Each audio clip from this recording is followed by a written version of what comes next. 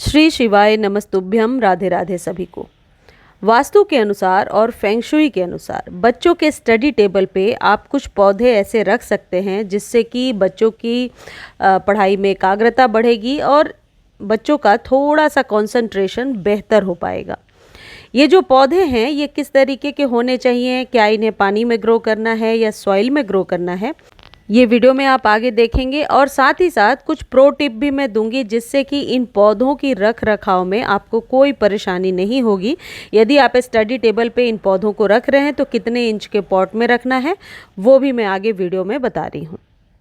अब कुछ ज़रूरी बातें पहले समझ लीजिए। यदि स्टडी टेबल पे आप पौधा रख रहे हैं तो पौधों का आकार छोटा होना चाहिए और जो पॉट साइज़ है वो भी 3 से 5 इंच के बीच का ही होना चाहिए। ज़्यादा बड़े पॉट का इस्तेमाल ना करें, ज़्यादा बड़े पौधे का इस्तेमाल ना करें। साथ ही साथ कोई ऐसा पौधा ढूंढें जो शेड लविंग हो, जिसे धूप की ज़रूरत नहीं है और जिसे हमेशा खाद नहीं देना है।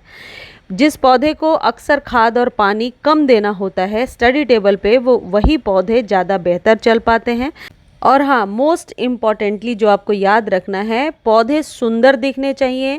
सुंदर चमकदार पत्तियों वाले पौधे होने चाहिए जो शेड में एक बार यदि उन पर नज़र जाए तो अट्रैक्शन बढ़े। इनमें सबसे पहला जो पौधा है वो है जेड का पौधा। जेड क्रेसुला मोटी गोल पत्तियों वाला पौधा होता है जो कॉइन की तरह दिखता है और इसे घर में रखना बहुत ही शुभ माना जाता है। आप स्टडी टेबल पे छोटे कंटेनर में इसे रख सकते हैं। सुंदर कंटेनर का चुनाव कीजिए। इस पौधे को लगातार पानी देने की ज़रूरत नहीं है। सर्दियों में 3 से 4 दिनों पर एक बार पानी देना है और गर्मियों में आप 1 दिन गैप करके पानी दे सकते हैं। जहाँ तक खाद की बात है, 3 महीने पर एक बार भी खाद देंगे तो ये पौधा बहुत अच्छे से सरवाइव करता जाता है।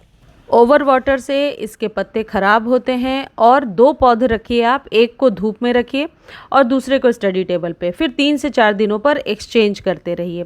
3 इंच के 4 इंच के कंटेनर में बहुत आसानी से चलता है। इस तरीके से किसी भी सकुलेंट को आप लगा सकते हैं। लक्ष्मी कमल या और भी बहुत सारे नाम हैं। इन सकुलेंट्स को लगाने का ये सही टाइम आ रहा है। बरसातों के बाद इन्हें लगाया जा सकता है और घर के अंदर बहुत आसानी से ग्रो हो जाएंगे। ठीक वही प्रक्रिया कीजिए जैसे मैंने बताया कि 2 पौधे रखिए और एक्सचेंज करते रहिए। अब अगला जो पौधा है वो है पीस लिली का पौधा। पीस लिली के पौधे को आसानी से आप छोटे कंटेनर में ग्रो कीजिए। बड़े कंटेनर में ये पौधा ख़राब होने लगता है और लिलीज़ को हमेशा छोटा ही कंटेनर पसंद आता है। पीस लिली को पानी में भी ग्रो कर सकते हैं और सॉइल में भी ग्रो कर सकते हैं।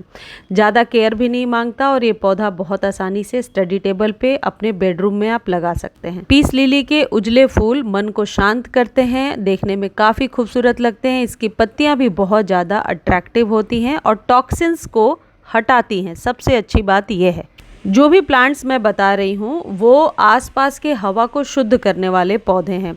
हानिकारक टॉक्सिन्स को दूर करके मानसिक शांति और फोकस को बढ़ाने में मदद करते हैं, यानी कंसंट्रेशन को बढ़ाने में मदद करते हैं। तो ये सारे पौधे आप स्टडी टेबल में भी रख सकते हैं, अपने लिविंग रूम में रख सकते हैं, आप अपने बेडरूम में भी रख सकते हैं।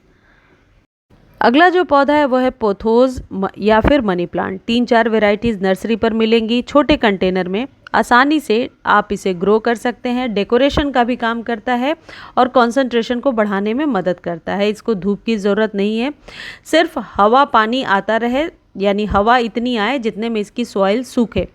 सॉइल हमेशा गीली रहेगी तो इसको आप घर के अंदर ग्रो नहीं कर पाएंगे। यह टेबल को सजाने के लिए सबसे लोकप्रिय हाउस प्लांट है।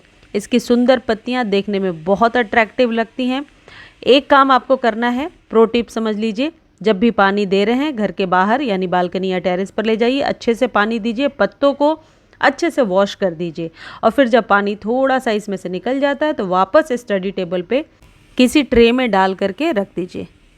अगला जो पौधा है वो है स्नेक प्लांट और लकी बाम्बू। लकी बाम्बू और स्नेक प्लांट दोनों को पानी और मिट्टी दोनों में ग्रो किया जा सकता है। बेहतरीन एयर प्यूरीफायर प्लांट्स हैं ये दोनों। रात में ऑक्सीजन छोड़ते हैं, ये साइंटिफिकली प्रूवन है।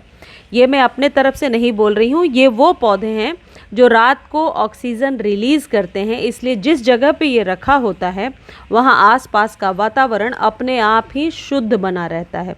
यहाँ पर एक बात मैं ऐड ऑन करना चाहती हूँ कि पानी में पौधे कैसे उगाते हैं और कौन कौन से पौधे पानी में उगा सकते हैं, क्या प्रो टिप है, ये जानने के लिए आप मेरे दूसरे चैनल पे जा सकते हैं। इस वीडियो का लिंक मैंने डिस्क्रिप्शन में दे दिया है। यदि आप लिंक कॉपी नहीं कर पा रहे हैं और आपको ये देखना है पूरा सीरीज़ कि पानी में कौन कौन से पौधे ग्रो होते हैं, तो आप लिंक मांग करके देख सकते हैं, लेकिन प्लीज़ आप डिटेल में लिखिए कि वाटर प्लांट का लिंक दीजिए। अगला जो पौधा है वो खूबसूरत पत्तियों वाला रबर प्लांट है, जिसे छोटे कंटेनर में आप अपने बच्चों के स्टडी टेबल के बगल में रख सकते हैं। ये एयर प्यूरीफाइंग प्लांट्स हैं और रबर प्लांट को ज़्यादा कुछ केयर की ज़रूरत नहीं होती है। 3 महीने पर एक बार वर्मी कंपोस्ट 1 चम्मच देना है। पानी डेली नहीं देना है। पत्तियों को प्लेन वाटर से साफ़ करना है। यहाँ यह प्रो टिप समझ लीजिए कि किसी भी प्रकार के ऑयल या किसी भी प्रकार के ऐसे केमिकल से साफ़ ना करें पत्तियों को, सिर्फ चमकाने के चक्कर में, वरना ये पौधा ख़राब हो जाता है और इसकी पत्तियाँ बहुत जल्दी सूखने लगती हैं। फेंग शुई में ये भी रेकमेंडेड है कि स्टडी टेबल के बगल में कोई बालकनी है या खिड़की है तो वहाँ सुगंधित मनमोहक फूल वाला पौधा लगा दीजिए।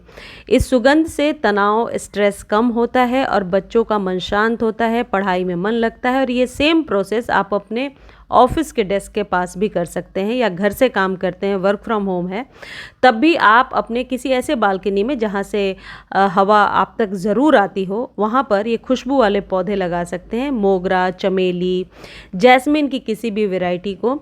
सुगंधित फूल कौन से होते हैं इनको देखने के लिए, जैसे ये गंधराज है, मेरे एवरग्रीन वाले चैनल पर सारे वीडियोस डले हुए हैं, या फिर आप मांग करके भी देख सकते हैं। तो इस तरीके से इस मॉनसून में इन पौधों को लगाइए, अपने घर के स्टडी टेबल पे रखिए, ऑफिस डेस्क पर रखिए। इससे जुड़ी हुई कोई भी आपको जानकारी चाहिए आप कमेंट सेक्शन में लिख दीजिए। जितनी जल्दी हो सकता है मैं आंसर देने की कोशिश करूँगी। मुझे उम्मीद है मेरे द्वारा दी गई जानकारी आपको बहुत अच्छी लगी होगी। जानकारी अच्छी लगती है तो चैनल को लाइक, शेयर, सब्सक्राइब कीजिए। फेसबुक पर देख रहे हैं तो फॉलो ज़रूर करें। धन्यवाद।